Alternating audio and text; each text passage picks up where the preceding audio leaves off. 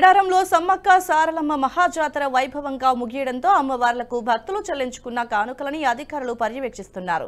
తెలుగు రాష్ట్రాల నుంచే కాకుండా దేశ విదేశాల నుంచి భక్తులు తరలివచ్చి పెద్ద ఎత్తున కానుకలు సమర్పించి మొక్కులు చెల్లించుకున్నారు. ఈ నేపథ్యంలో జాతర హుండీల లెక్కింపు ప్రారంభించారు. హనుమకొండలోని టీడీపీ కళ్యాణ మండపంలో లెక్కింపు జరుగుతోంది. 518 హుండీలను 10 రోజుల పాటు లెక్కిస్తారు. లెక్కింపును అధికారులు పర్యవేక్షిస్తున్నారు. మేడం